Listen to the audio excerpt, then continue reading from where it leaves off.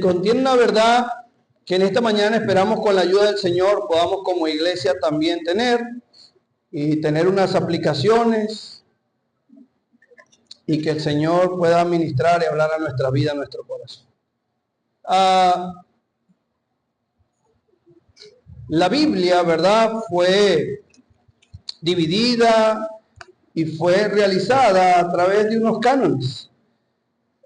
Para que un libro fuera o tuviera parte en la Biblia, porque la palabra Biblia es biblión, ¿verdad? Es libro, el libro de los libros. Para que un libro tuviera parte en la Biblia, tenía que cumplir ciertos requisitos. Y una de las cosas que se tenía que ver era saber un poco del autor, saber un poco acerca de la secuencia que se tiene, porque la Biblia tiene un solo autor. Amén. Dios es el autor de la Biblia. La gente dice por ahí, mira, lo que pasa es que eso lo escribieron los hombres. Sí, ya va. La redacción, escritura, fue hecha por los hombres, pero el autor es el Señor. La Biblia dice en el libro de Timoteo que Dios inspiró la palabra de Dios. Quiere decir que dio el aliento, el soplo, ¿verdad? La redacción que se tenía que tener en la Biblia. Entonces tiene un solo autor, pero tiene más de 40 escritores. La Biblia, ¿verdad?, fue escrita en más de 1500 años. Y para que entonces uno de esos escritores pudiera tener parte en la Biblia, tenía que tener, ¿verdad?, ciertos requisitos. Pero Nahum tiene una particularidad. Cuando buscamos acerca de Nahum, Nahum no es muy conocido en la Biblia. Nahum ahora, buscando un poco acerca de los datos históricos acerca de él, no hay, pero contiene la verdad del Señor. Me llama la atención porque Nahum, hermano, aunque era un libro muy pequeño, contiene una verdad tan especial, era del castigo de Dios para el pueblo de Nínive. No es tan famoso como Jonás, que nosotros recordamos, ¿verdad? El hombre, ¿verdad?, allí rebelde, que se fue en otra embarcación, ¿verdad?, Tarsi. Fue el hombre que buscó el lugar menos apropiado para tener una oración tan especial y vehemente como fue estar en la barriga de un pez, de un gran pez. Pero Nahum también viene a profetizar este castigo de parte de Dios para un pueblo como el de Nínive.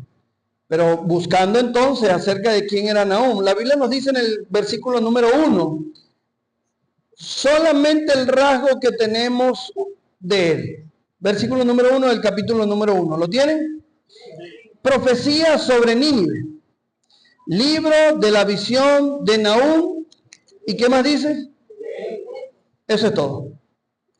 Eso es todo lo que se tiene acerca de él. La referencia del lugar de nacimiento, ¿verdad? Y tratar de identificar a dónde era Elcos. Elcos estaba situado en lo que hoy en día es Irak. Pero eso no nos da un dato tan contentivo para poder describir, porque imagínense que usted le diga, bueno, yo nací, ¿verdad?, en El Pao, allá en Apure. ¿Eso qué va a describir de su personalidad y de su ser? Nada. Y de que si Dios lo usó, o cómo Dios trabajó allí, no. Bueno, podemos ver entonces que este hombre fue de ese lugar llamado Elcos, que tendría que ver entonces situado en esa parte norte de Irak, y que él pertenecía por el lugar donde estaba y en el tiempo donde estaba a los exiliados que fueron llevados a Asiria. Aquí sí hay un dato muy particular, porque él de una manera muy tangible pudo ver quiénes eran los ninivitas. Y los ninivitas, hermano, la historia dice que eran de los más depravados, de este grupo de personas bien fuertes, a las cuales ellos estaban completamente determinados a poder invadir, y no solamente eso, sino también poder intimidar a todo aquel que quisiera levantarse contra él. En el tiempo que Nahum escribe esta profecía, se dice que era el tiempo donde Nínive se sentía muy fortalecido. Se dice ahí que tenían unos grandes muros, unos muros muy altos, en los cuales ellos entonces tenían allí su fortaleza y su protección. Pero vamos a ver lo que dice entonces en el versículo número 1. Nos describe para quién fue descrito este libro. Profecía sobre Nínive. No habla otra cosa este libro, sino simplemente acerca de Nínive, de las características del pueblo de Nínive, lo que Nínive era. Y ahí hay ciertas divisiones dentro del libro, ¿verdad? Se tiene primero acerca de quién era supuestamente Nahum, que es un dato muy pequeño. Por allá en el libro de Romanos se nombra algo por allá de Nahum, pero no es algo que tenga un gran peso. Lo primero entonces que vemos es la destrucción de Nínive declarada. Dios le dice a Nahum, anda y dile a Nínive que va a ser destruido. Eso es lo primero que vemos en el capítulo número 1. Dentro del capítulo número 1 entonces podemos ver, primero, el poder de Dios. Los ninivitas se pensaban que nadie podía destruirlos, con esos muros tan grandes, con esa manera de protección, con esa frialdad a la hora de atacar a sus enemigos. Entonces ellos se creían invencibles.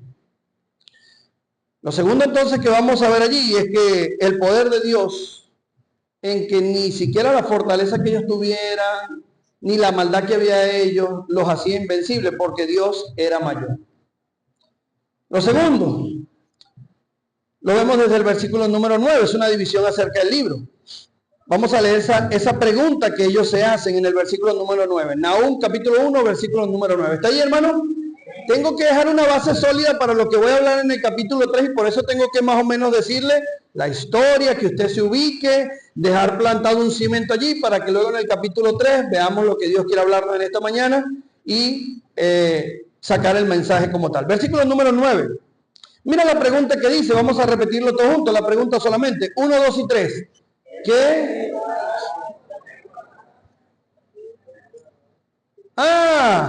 Usted se recuerda, hermano, por qué Jonás no quiso ir a Nínive. ¿Alguien sabe por qué Jonás no quiso ir a Nínive?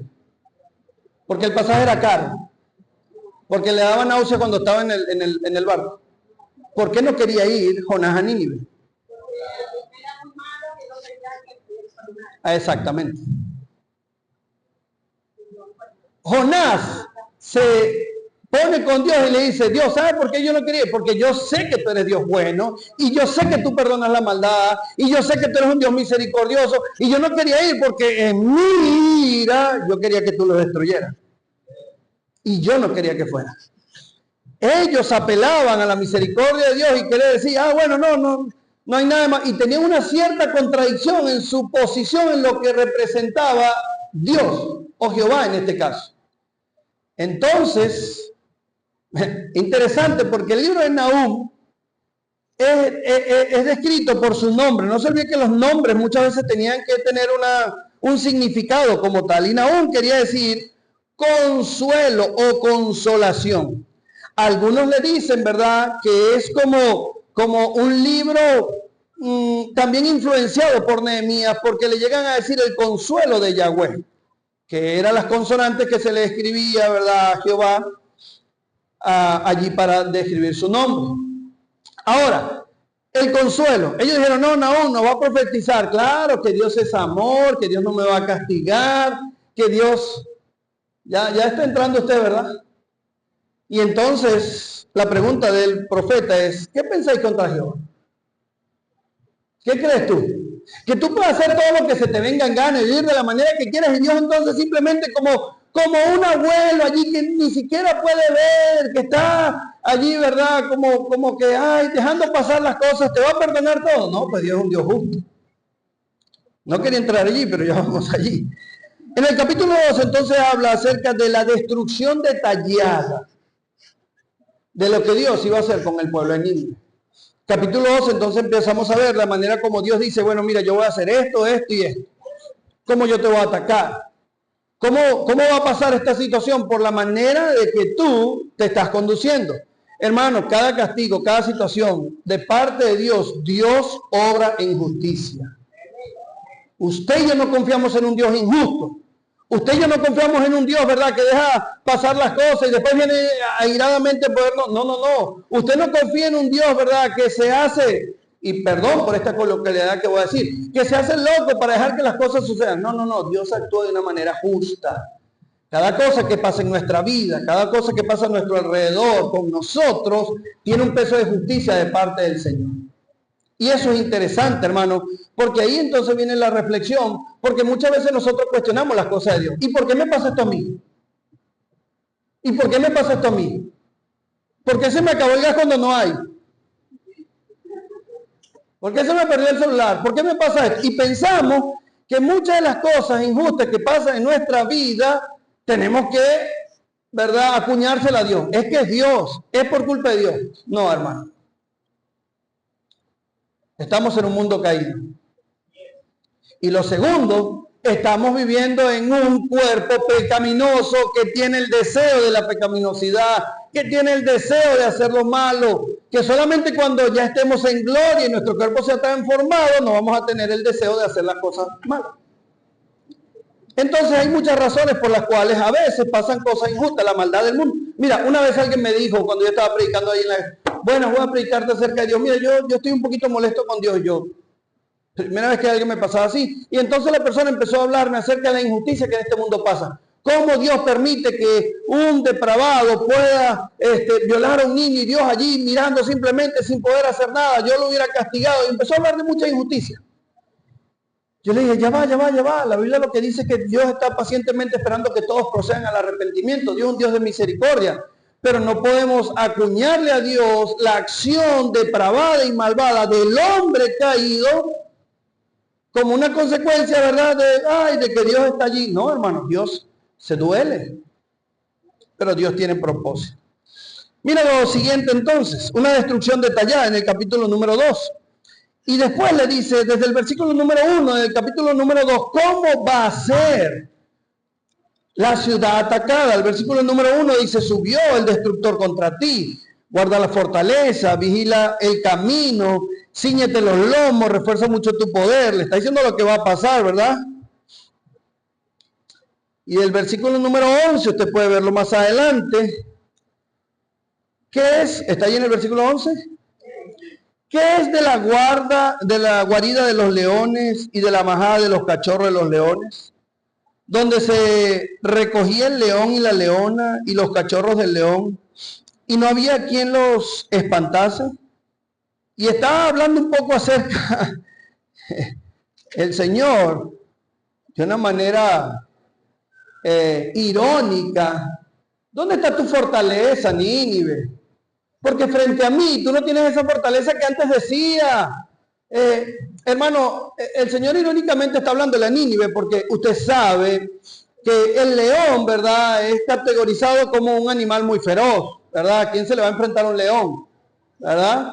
¿Quién se le va a enfrentar a una leona? Pero ahora dice primero la guarida. ¿Y dónde están los cachorros? Wow, hermano, una de las cosas que usted más le debe temer es una mamá que sienta la amenaza de sus hijos. Igualmente es con los leones y las leonas. Entonces, ¿dónde está esa fortaleza? ¿Dónde está eso? Está hablándole sarcásticamente allí, irónicamente, mejor dicho. Porque esa ciudad iba a ser desacreditada. Y por último, entonces, llegamos al capítulo número 13, ahí es donde vamos a sentarnos para tener el mensaje en esta mañana. Ay de ti, ciudad que, hermano, ay de ti, ciudad sanguinaria. Yo leía acerca de Nínive, hermano, y todo lo que hacía los ninivitas, los asirios. Qué malo, hermano. Las características que en este capítulo 3 ahorita vamos a leer, hermano, eran terribles. Hermano, esta gente era malvada. Esta gente invadía lugares, atacaba, robaba niños, trataba de destruir a lo que eran todos los del sexo masculino, sean niños o pequeños adolescentes, para que las ciudades no se procrearan, para que no se levantaran fortalezas. Dice la historia, hermano, que estos asirios eran tremendos porque cuando conquistaban, no solamente conquistaban, sino querían amedrentar a todas las ciudades alrededor. Y para que la gente se fuera, creaban rumores y decían, mira, los asirios van a atacar, esta gente va a destruir. Y llegaban y colgaban a personas, hermano. Los asaeteaban allí vivos. Algunos dicen que los desmembraban y quitaban partes de los cuerpos y los ponían allí, exhibidos en los caminos, para que la gente supiera que los asirios habían llegado a ese lugar. Algunos dicen, hermano, la historia dice que vivos trataban de despellejar a las personas. Era tremendo eso. Y luego, cuando esta gente amedrentaba o cuando llegaban otros, mira la segunda característica que dice el versículo número 1. Toda llena de ¿qué? De mentira. Y mira la segunda característica de ¿qué? De rapiña, hermano. Porque no le importaba el dolor ajeno. Llegaban a los lugares donde habían invadido, hermano. Y sabe que dejaban sin nada a las viudas, a los niños. Robaban todo lo que había allí. Como un ave de rapiña, hermano. Llegaban ahí a quitar todo. No tenían, ¿verdad?, ni una mínima pizca de misericordia. Y mira lo que dice. Sin apartarse del pillaje. Eran ladrones. Robaban. Hacían emboscadas. Algunas personas, ¿verdad?, que describen a los ninivitas, dicen que era la clase más terrible, inmisericordia, que llegaban por los caminos y saqueaban y robaban. Y qué tremendo es esta gente. La Biblia dice, hermano, que no muy lejos estamos tú y yo. Pastor, yo nunca he matado a nadie. Pero la Biblia dice que andamos en nuestros delitos y pecados. ¿Quiénes éramos tú y yo para recibir la misericordia de parte del Señor? Cuando recordamos 25 de diciembre, la venida de nuestro Señor, tenemos que recordar varios elementos. Uno, que Él vino a salvarnos, pero que tú y yo no merecíamos ese perdón que Él nos dio. Tú y yo éramos malos, hermanos. Estábamos sumergidos en nuestros delitos y pecados los más corruptos. Y que nuestros pecados merecían un castigo. Que nosotros pensábamos que poder decir y disfrutar este mundo y andar allí en los vicios, hacer cualquier tipo de cosa, nada me va a pasar porque, bueno, yo soy el chévere. Yo soy el, ¿verdad?, el que todos quieren. Yo soy la persona alegre. Yo soy tal persona. No, hermano. Merecíamos el castigo inminente. Y en ese versículo dice, en el versículo número 1, dice, ay de ti. Ay de ti. Vamos a orar. Padre, gracias en esta mañana te doy. Y clamo delante de tu presencia, Señor, para que nos bendigas. Reúnete con nosotros, Señor. Habla nuestras vidas y nuestros corazones. Gracias, Dios, por tu amor desplegado en la acción de haber venido a este mundo, Señor. Gracias, Padre, por amarnos de una manera tan especial. Gracias, Señor, porque eres bueno. Gracias porque para siempre es tu misericordia. Bendícenos. Clamo a ti, Señor, en esta mañana para que nos puedas ministrar a través de tu palabra. Que sea tu palabra, Señor, la que pueda hablarnos, la que pueda ministrarnos, la que pueda dar el consuelo, la que pueda dar la confrontación y la que haga, Señor, conforme a tu voluntad en nuestras vidas y en nuestros corazones. Pero algo te pido y te imploro, que no salgamos de este lugar de la misma manera como llegamos. Muchas caras, muchos gestos pudieran haber una vez expuesta la palabra, pero sé tú, Señor, confrontando, hablando, animando, consolando la vida y los corazones de los que estamos aquí presentes. Ayúdanos, Señor, quita cualquier distracción, limpia los aires. En tus manos nos encomendamos, Señor, y te pido, Dios, que ayudes, Señor, y me des soltura de labios, también de inteligencia, sabiduría para explicar tu palabra, Señor, que es viva y eficaz. Seas tú, Señor, obrando. Quítame a mí, Señor, y ministra a tu pueblo en esta mañana. En el nombre de Cristo Jesús oramos. Amén y amén. Lo primero entonces que nosotros podemos ver, hermano, es que Nínive era un pueblo muy malo. El contexto histórico, ¿verdad?, que se narra es que un siglo después de que Nínive se arrepintió ante la predicación de Jonás, ella regresó nuevamente a la idolatría. Regresó también, ¿verdad?, a la violencia y a la arrogancia.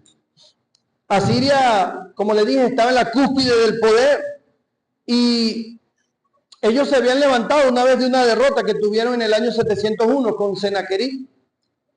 Y ahora se sintieron mucho más fuertes porque se levantaron y empezaron entonces a hacer de esta manera para poder amedrentar a todos.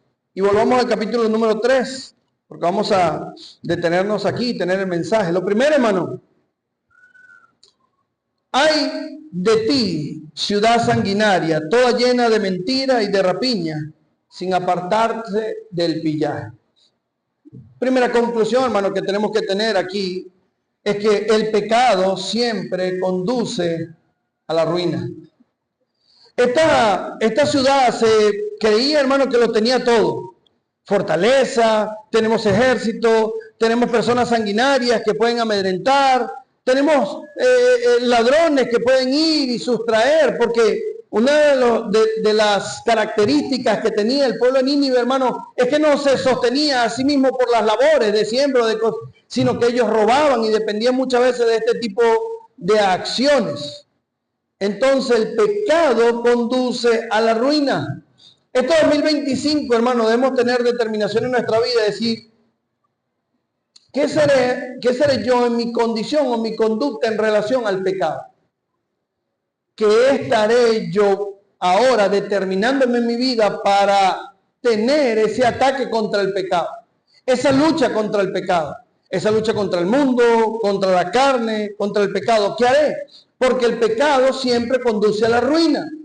Un año 2025 pensado simplemente en andar por andar, sin tener determinaciones, sin buscar de su palabra para que ella sea la que nos pueda ayudar a contener con el pecado, con el mundo y con la propia carne, va a ser una vida entonces que va a caer en una ruina eminente. Y la expresión que usa el profeta Nahum es, ay de ti. Hay de ti como esa advertencia, pero también como esa expresión de poder decir, no sabe lo que viene. Y sabe, hermano, el 2025 podemos augurar muchas cosas en el sentido económico, en muchos sentidos. Pero lo más importante es cómo tú y yo nos podemos determinar para este 2025. Habiendo escuchado acciones como, ¿verdad?, que decía el hermano Eicher, en cuanto a tu vida espiritual, leer la Biblia, orar, congregarte, en la parte laboral, ahora qué voy a hacer, ¿verdad?, en la parte laboral. A los jóvenes también se le habló acerca de poder tener determinación de los estudios, de ser muy bueno en lo que se determine hacer. Y vamos al versículo número 2. Vamos a sacar otra característica más, otra conclusión aquí. Mira lo que dice: chasquido de látigos y fragor de ruedas, caballos atropellador y carro que salta. ¿Qué es eso, hermano? ¿Qué es lo que le está diciendo allí Nahum al pueblo de Nínive que iba a pasar? Estas son las acciones que se tienen. Cada vez que usted pueda, o en este caso cuando se lanzaba un látigo había un chasquido. Es inevitable que eso suceda. Es inevitable entonces que cuando, ¿verdad?, venga un fragor de la rueda, se esté escuchando. A menos que usted lleve el carro ahí como los picapiedras, no sé. Pero se va a escuchar. Bueno, de la segunda manera, Nahum me está diciendo que los juicios de Dios avanzan en justicia y no pueden ser detenidos. Nínive, tienes que tener cuidado, porque ¿sabes qué? Si no te arrepientes, si no cambias, va a venir inminentemente los juicios de Dios, avanzarán y no se podrán detener. Tienes que tener cuidado. Wow, hermano, tremendo, porque llama la atención. Es una advertencia. Está, ¿verdad?, buscando que ellos pudieran recobrar el sentido y decir, ¿verdad?, no podemos hacer nada contra Dios. Evidentemente vendrá el castigo. Y mira el versículo número 3.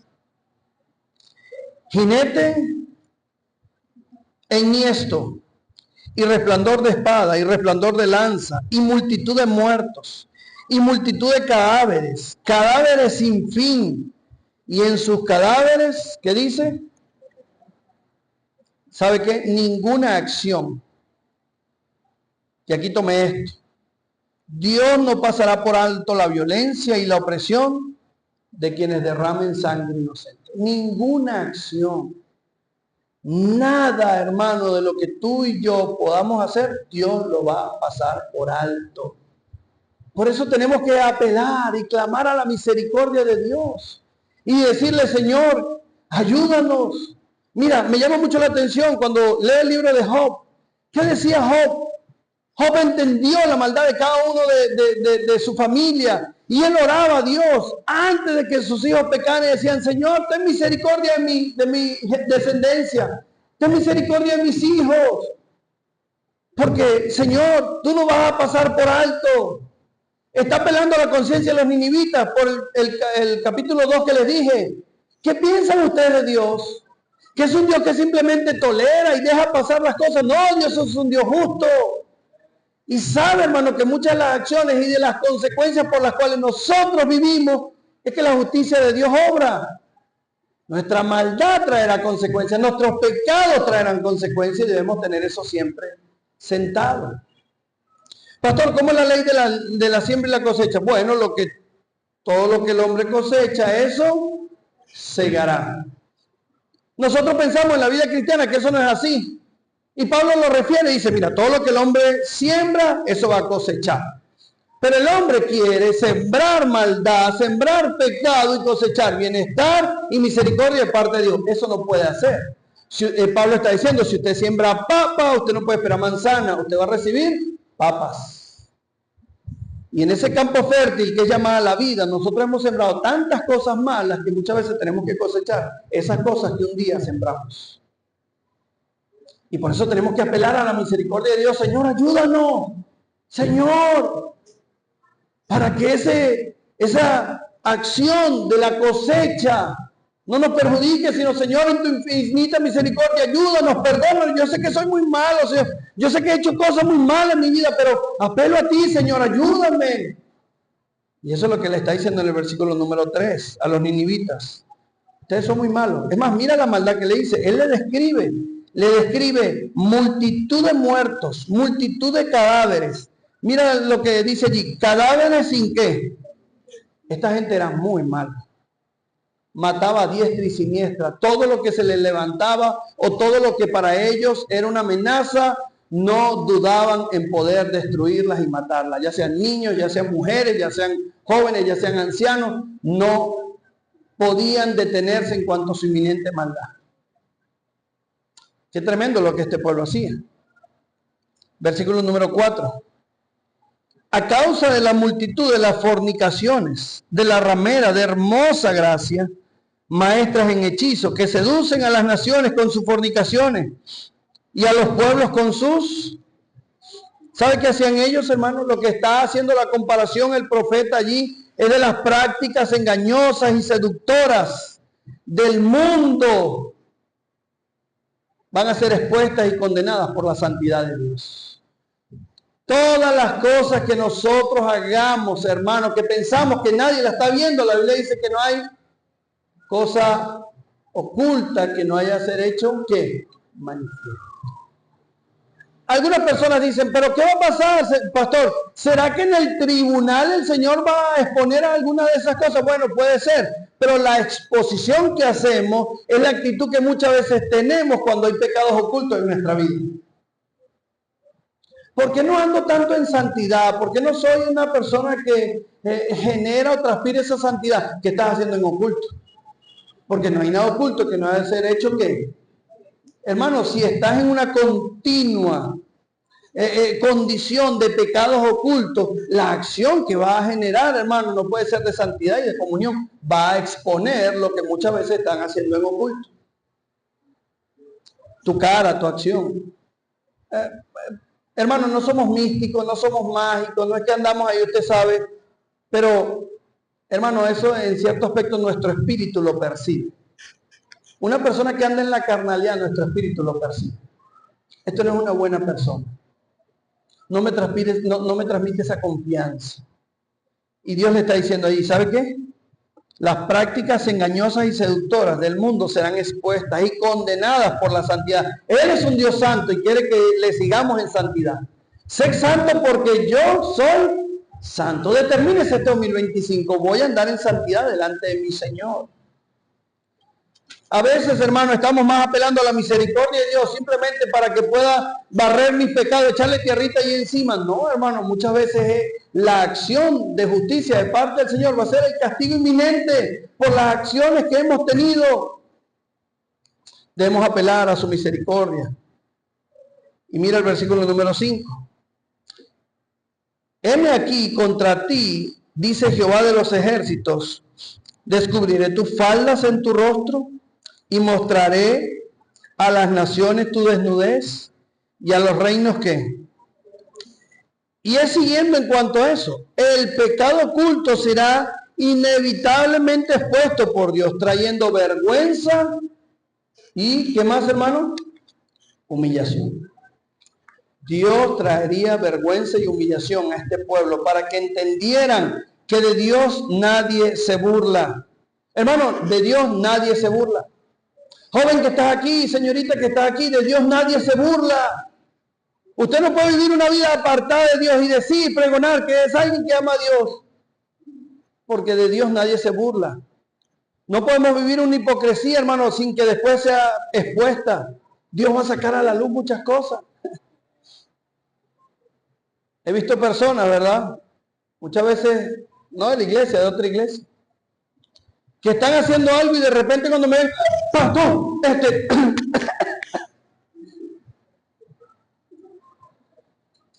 tranquilo, hermano. Yo solamente le digo sin que nadie le persiga. Completo está el versículo. Hermano, del hombre nos podemos esconder, pero de Dios no nos podemos esconder. Vendrán estas festividades y, hermano, usted a lo mejor no va a estar con un hermano en la iglesia, no va a estar con el líder, no va a estar con el pastor, no va a estar con la hermana, usted va a estar solo. Pero quiero decirte que de Dios nadie se burla. De Dios nadie se burla. En su pensamiento. La Biblia dice, hermano, he aquí la palabra no está en tu boca y ¿quién? Él la sabe todo. Aún en nuestro pensamiento, hermano, nosotros no podemos burlarnos de parte de Dios. Dios conoce lo que pensamos, Dios conoce lo que estamos ahí analizando. Entonces Él le dice, para apelar a la conciencia de los ninivitas, el profeta Nahum le dice, ¿sabe qué? Dios me ha dicho allí que Él va a tener que sacar todas esas cosas. ¿Y sabe por qué estaba diciéndole estas cosas? Para apelar allí a que ellos pudieran venir a Dios y clamar y decir, Señor, ayúdame. Dios no quisiera exponerlo, pero para eso tenemos entonces la oración, el perdón que Dios nos ofrece. En ese versículo 5 decía, heme aquí contra ti, dice Jehová de los ejércitos, y descubriré tus faldas en tu rostro, y mostraré a las naciones tu desnudez, y a los reinos tu vergüenza. ¿Sabe qué? Yo descubriré realmente quién eres tú. Porque el que realmente nos conoce, hermana que está aquí, usted muchas veces piensa, yo conozco a mi hijo y a mi hija. No, usted no lo conoce. Hay esposos que dicen, yo conozco a mi esposa. No, usted no la conoce. Hay esposos que dicen, yo conozco a mi esposo. No, usted no lo conoce. Dios sí nos conoce. Dios sabe lo malo y perverso que somos. A Él no se le esconde nada. A Él no se le escapa nada. Él sí sabe realmente quiénes somos. Y sin embargo, hermano, ese versículo a mí me llama la atención de gran manera porque dice, hermano, que aunque nosotros seamos infieles, Él permanece en Dios. Él nos ama sabiendo nuestros pecados, nuestros pensamientos, escudriñando lo que hay, las intenciones, hermano. Porque Él no es que se está enterando de lo que nosotros pensamos hacer, Él ya lo sabe.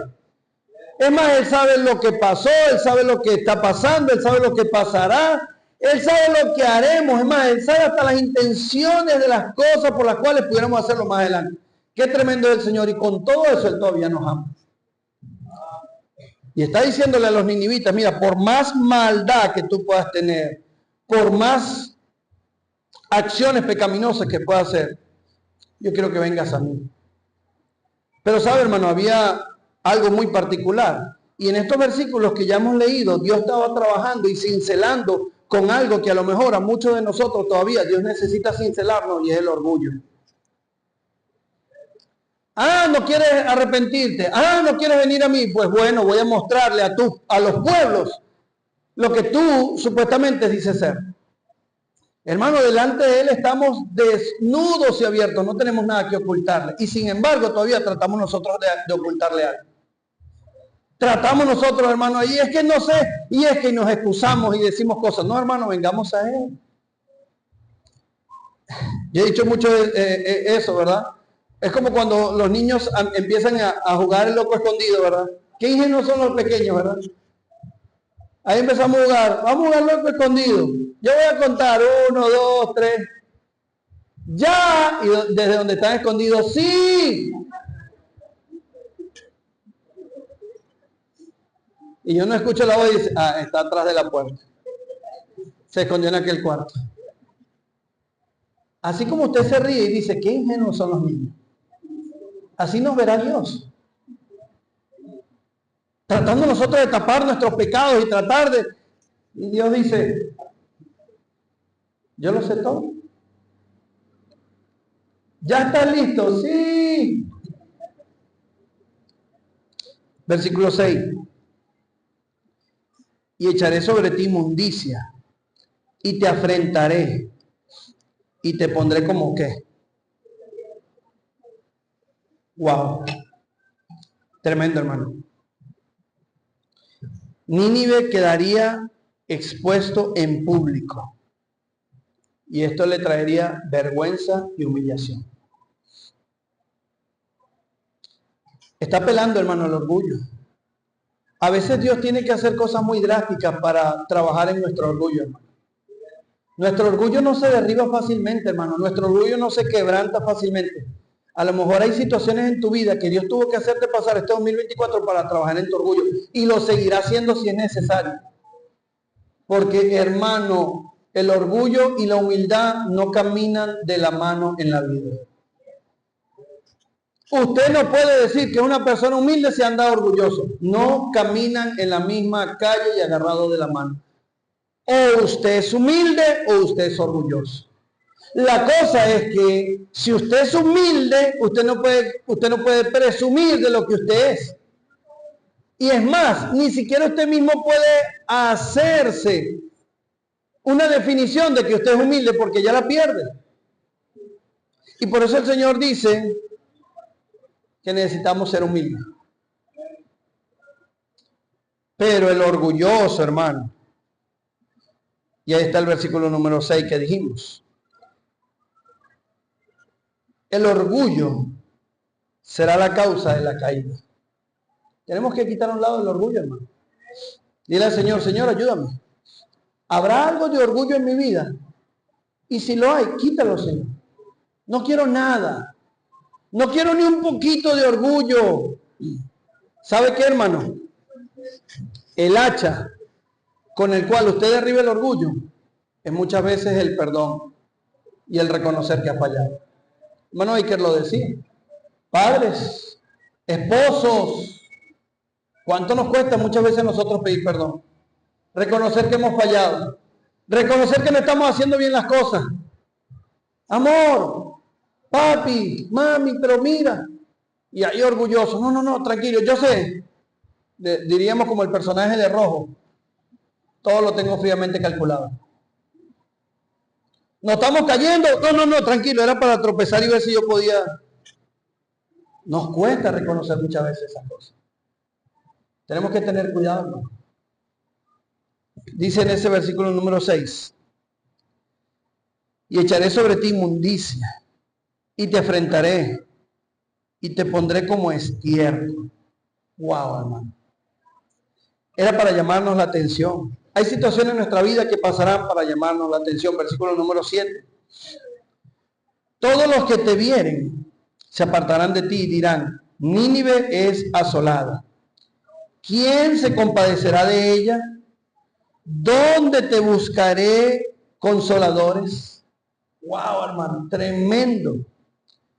Alguien tiene que tener compasión. Y ese alguien es solamente Dios. Esa pregunta que Nahum le dice, mira, ¿sabes qué? Te va a quedar desolada, no ver nada en ti, aquellos que supuestamente eran tus amigos no van a ser tus amigos, o sea, empieza a decirle tantas cosas, pero ¿sabes dónde caerás al final? En las manos de Dios, porque Dios es el Dios misericordioso. Dios es el único que puede perdonar. Dios es el único que puede hablar. La destrucción de Nínive era demandada por sus propios pecados. Pero el Dios en el cual creemos, y mira este último versículo, vamos al versículo número 19. Versículo 19, ¿está allí? No hay medicina para tu quebradura. Tu herida es incurable. Todos los que oigan tu fama batirán las manos sobre ti. ¿Por qué? Y ahí está la pregunta. Vamos a leerlo todos juntos esa pregunta. 1, 2 y 3.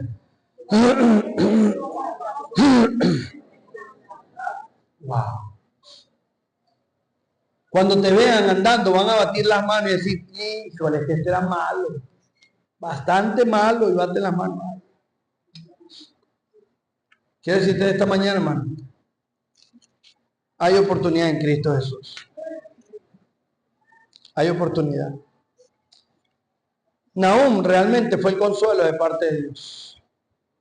Muchas veces que se exponga, muchas veces que seamos confrontados con su palabra, muchas veces que el Señor trabaje en nuestra vida, en nuestros corazones, muchas veces que nos llame la atención a través de acciones, muchas veces que situaciones en nuestra vida puedan pasar, es simplemente el accionar de Dios para poder trabajar en algo en nuestras vidas, poder trabajar en nuestros corazones, en nuestra mente.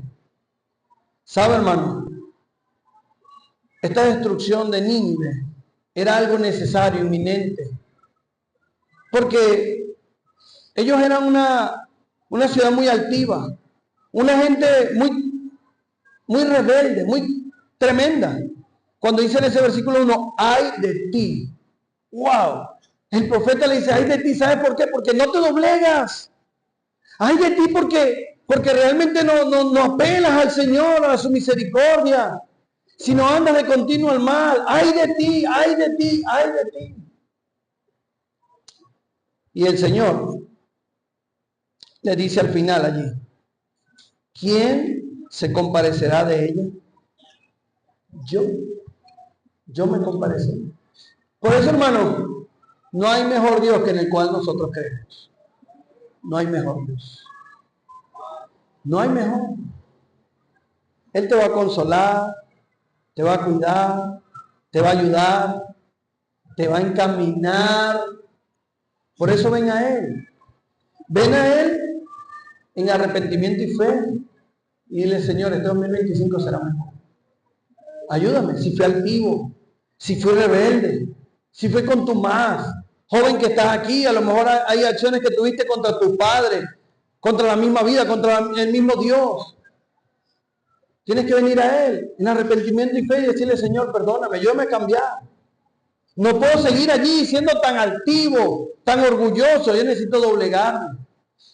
Algún esposo aquí, alguna esposa que necesita a lo mejor doblegarse delante del Señor. No seguir más altivo, más orgulloso, venir al Señor y decir, Señor, ayúdame. ¿Quién se va a compadecer de ti? Solamente el Señor. El Señor se voltea allí y le dice a los discípulos, bueno, el que quiera, quiera, y el que no. Pedro dice, ya va, Señor, ¿a dónde iremos si solamente tú tienes palabra de vida? Algunos dirán, ¿qué Pedro tan masoquista? No, ¿qué Pedro tan racional? ¿Quién me podrá consolar? Solamente tú, Dios. Y yo confío en ti, Señor. Y como iglesia necesitamos venir a Él. Hay una canción muy bonita, ¿verdad? De unas hermanas que cantan allí y dice, vuelve a Él. Vuelve a Él.